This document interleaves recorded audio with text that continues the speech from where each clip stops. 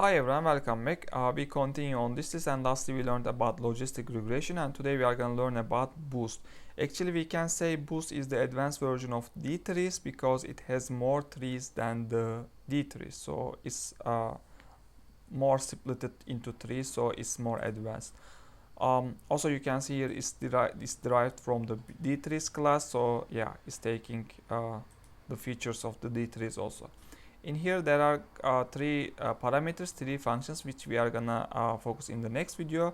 For this video, since also we are switching to a new class, boost class, so we can compare it with the other classes which we have already learned. We can check this, and boost, I added the new column as boost, and about type is still discriminative like almost with the others similarly, and it's non-parametric similar to the decision tree because it has trees instead of the parameter kind of design. So speed is medium because we called decision tree as fast. Since it has more trees, we can call it medium. Yeah. And about the testing speed, it's on runtime, it's still fast because it's already established the tree structure, so it's gonna be giving faster results. Memory use, again we can say medium.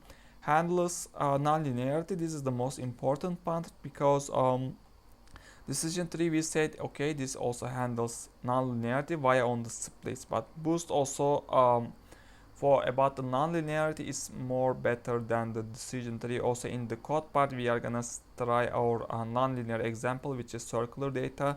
We are gonna see the effect of it in that example. Also I should say about the linearity, boost is not really good for linear data. Maybe I can also show that in linear data this is not working very well. Visual intuition we can say medium.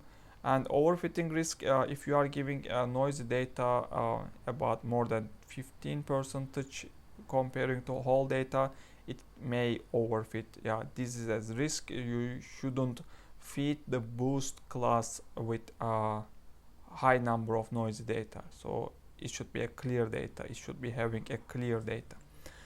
Best for nonlinear, as we said, also you can stop the video in this moment and you can compare with the other ML classes with boost. Okay, now we can switch to the code part. Only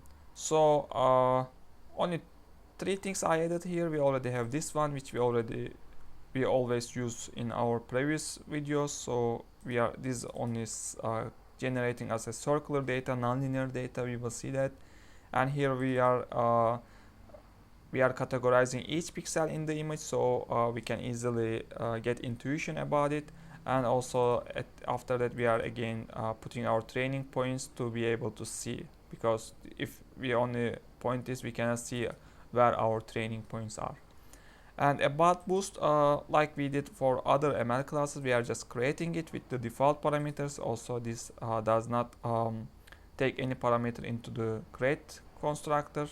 And here after that we are calling just train function, giving the training data, raw sample, which we already talked about this in the other ML classes videos, and the labels. That's all. Labels are actually just including two